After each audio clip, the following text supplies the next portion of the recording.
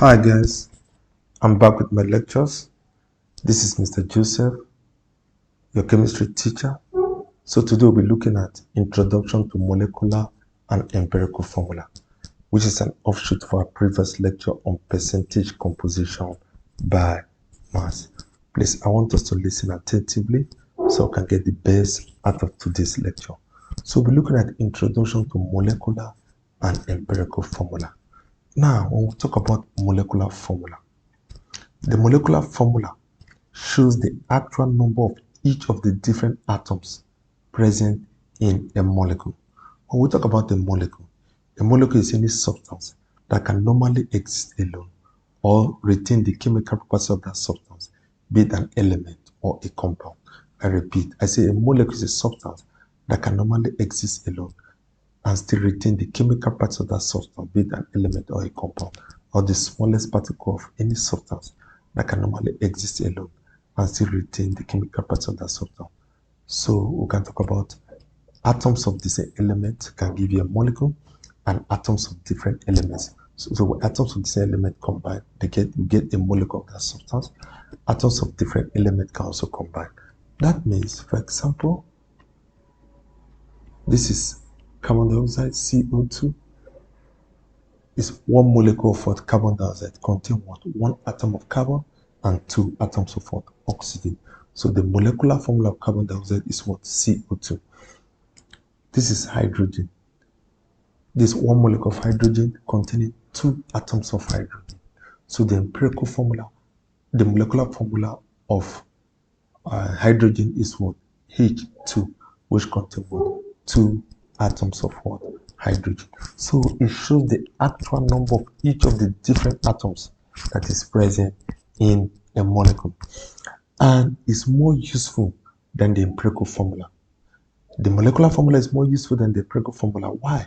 Because it is used to write balance equations and to calculate the molar mass. So we want to calculate the molar mass of a compound, or want to write balance equation. The empirical formula, the molecular formula is very, very useful. Now, the molecular formula is always what? A multiple of what? The empirical what? The empirical formula. Now let's look at the empirical formula. The empirical formula expresses the element in a simple ratio. The empirical formula expresses the element in a simple ratio and can sometimes be the same as the molecular what? As the molecular formula. That is, the simplest whole number ratio of atoms of each element in a compound gives us what? The empirical formula. So while the molecular formula shows the actual number of each of the different atoms present in a molecule, the molecular formula, it shows what? The simplest whole number ratios of atoms of each element in what? In a compound. And and can sometimes be the same as what? The molecular formula. Let's take, for example, this is carbon dioxide. This is a molecular formula of carbon dioxide. So the empirical formula, the molecular formula of carbon dioxide contain what? One atom of carbon and what? Two atoms of what? Oxygen. So the empirical formula will now be what? CO2, which is the empirical formula, because it contains one atom of carbon and two atoms of what? Two atoms of oxygen. So this is the simplest whole number ratio. There's no common factor. The common factor is just one. So if one divide one, divided by one, so you still get CO2. So in this situation, the molecular formula and the what? Empirical formula are what? Are the same. So now let's move on.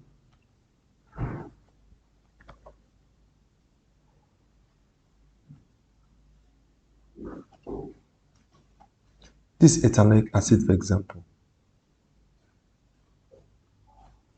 the molecular formula, it contains what? Two atoms of carbon, four atoms of hydrogen, and what? Two atoms of what? Oxygen. So this is the molecular formula.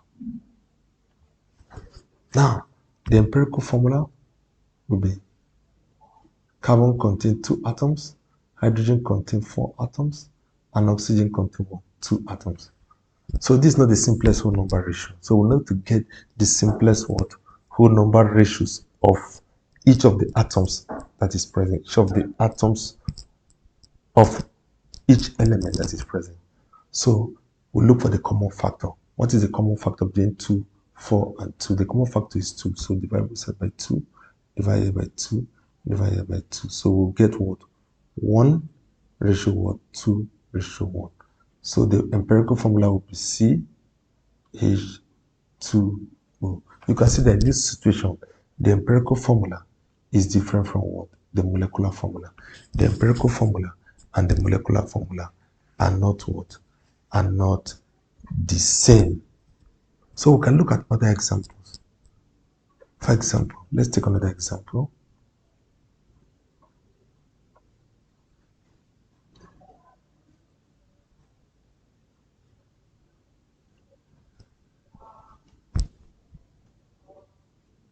This is the molecular formula of what? Benzene. It contains 6 atoms of carbon and 6 atoms of what? Hydrogen. So the common factor here is 6. So divide both sides by 6 and divide both sides by 6. So it will be equal to what? 1 ratio what? 1. So the empirical formula will be equal to what? CH. So this is the molecular formula and this is the what? The empirical formula. So in this situation, the empirical formula and the molecular formula are different. Now let's take another example before we proceed. This is ammonia, for example.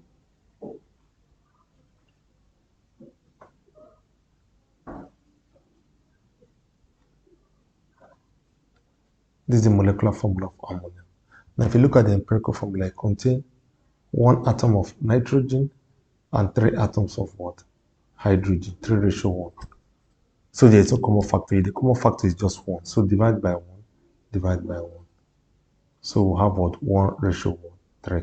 So the empirical formula will be equal to what? NH3. In this situation, the empirical formula and the molecular formula are what? Are the same. Now let's take another one.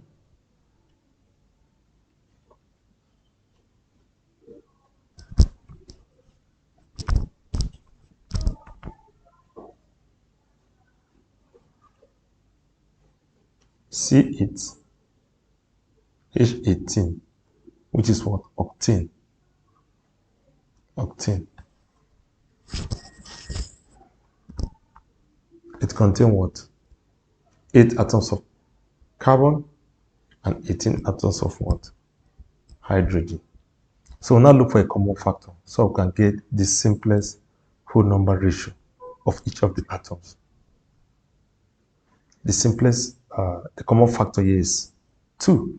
So divide by 2 and divide by 2. So we'll have 4 ratio what? 9. Between 4 and 9, there's no common factor. So the empirical formula will be equal to C4 H what? H9. This is the empirical formula. And why this is what? The molecular one. The molecular formula. So it's as simple as what? ABC. I think we should, at this point, we should be able to differentiate the molecular formula from the what? Empirical formula. The molecular formula, I repeat, shows the actual number of each of the different atoms present in a molecule, present in the compound. And it's more useful than the empirical formula. And the reason is because it's used to write balanced equations. When we're writing chemical equations, we use what? The molecular formula. And it's also used to calculate the molar mass. For to calculate the molar mass of the compound, it is the molecular formula we use. So the empirical formula just, just expresses the element in a simple ratio and can sometimes be the same as the molecular formula. Now there are situations whereby they will go a little bit advanced, whereby they will be asked to calculate what? To calculate the empirical formula and the molecular formula of a compound, but you'll be given the skeletal formula. It's very, very important. You're given the skeletal formula. Now let's take an example. This is benzene. If you're asked to calculate the empirical formula, just know that what? Each point contains what? 1 atom of carbon, 1 atom of hydrogen, the CH, the CH, the CH, and the CH. So benzene is equal to what? C6H6, which is the molecular formula.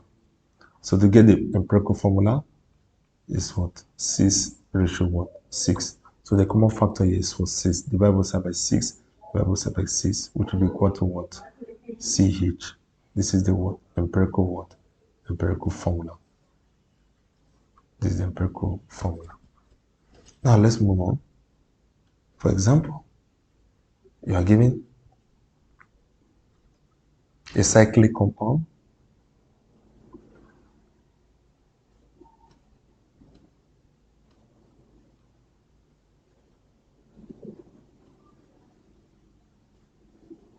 This cyclohexene.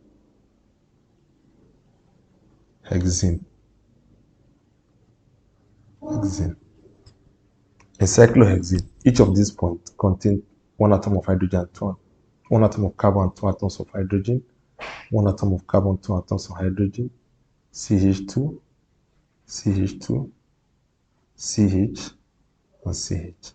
So the molecular formula will be C6H what? H10. Is equals to the molecular formula. So cyclohexene contains what? 6 atoms of hydrogen, carbon, and what? 10 atoms of what? Hydrogen. So we look at the common factor between the two atoms. Here the common factor between carbon and hydrogen, the common factor is what? 2. So divide by 2, divide by 2. So you now have what? 3 ratio what? 5. So the empirical formula will be equal to what? C3 H what? H5. So this is the empirical formula, and this is what? The molecular what? The molecular formula. So it is always a multiple of the empirical formula. So we see the molecular formula is a multiple of the empirical formula. So if you multiply this empirical formula by 2, you get the molecular formula. So it's a multiple of the what? The empirical formula. In a situation whereby the molecular formula and the empirical formula are the same, just multiply the empirical formula by 1, you get the molecular formula. That's why we say it is always a multiple of the empirical formula. So now let's move on. It's as simple as what? As A, B, C.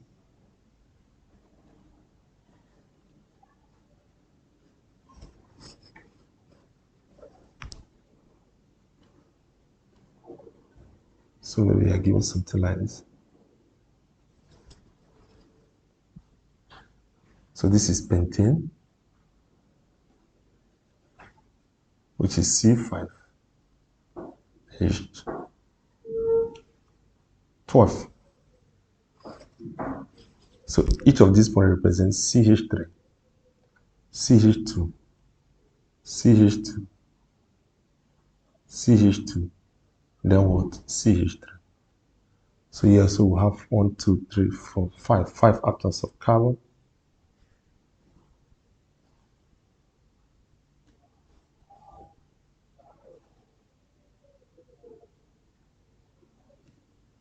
and 12 atoms of what? Hydrogen.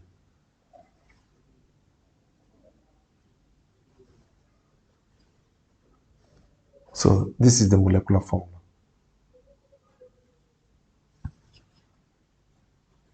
So it contains what?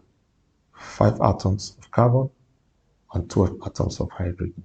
So in this situation, if you look at the number of atoms of carbon and atoms of what? Hydrogen, there's no common factor.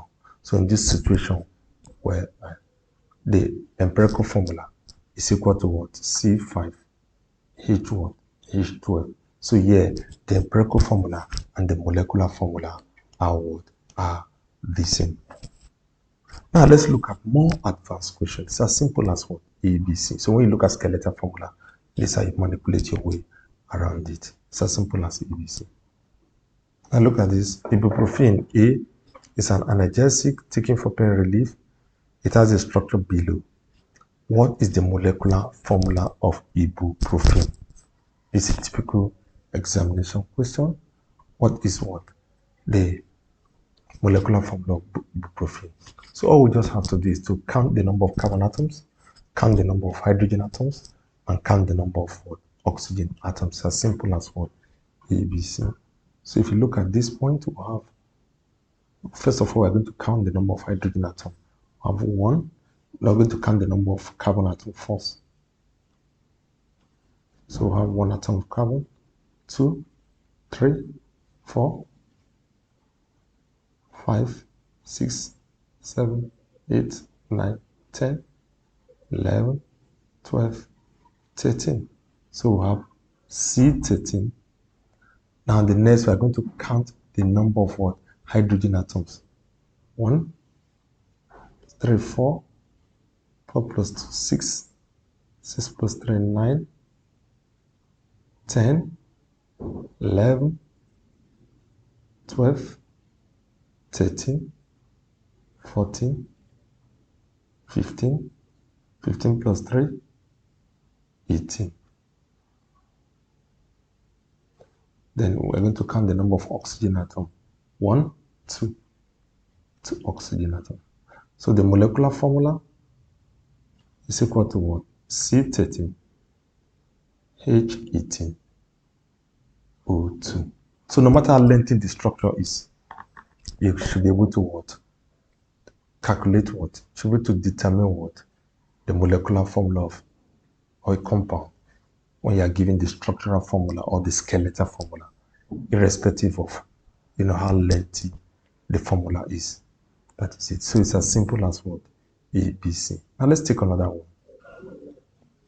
So if you look at this, the diagram shows the skeletal formula of phenazine. What is the empirical formula of phenazine? So the first thing we're going to do, we're going to calculate what? The molecular formula. From there, we get the empirical formula.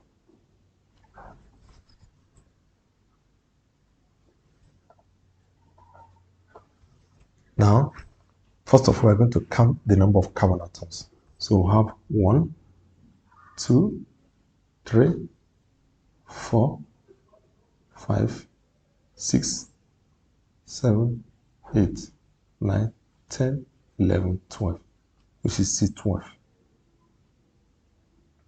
Then we're going to count the number of hydrogen atoms, which is 1, 1, 2, 3, 4, 5, 6, 7, and 8. H8. Then we're going to count the number of hydrogen atoms, which are 1, 2. So this is the molecular formula. So it contains what? 12 atoms of carbon, 8 atoms of hydrogen, and 2 atoms of what? Nitrogen. So the next thing is that we'll look for the common factors between carbon, hydrogen, and nitrogen. So look at the common factor between 12, 8, and 2. So what is the common factor of this? 2. That is the smallest number that can divide all the numbers without what? A remainder, which is 2. So it will divide here by 2, divide by 2, divide by 2. So we'll have what? 6, we'll have what? 4, and we'll have what? 1. So we'll have 6 atoms of hydrogen, carbon, 4 atoms of what? Hydrogen, and what? 1 atom of what? Nitrogen. So the answer is what? A, which is 6 is H4N. So that is what?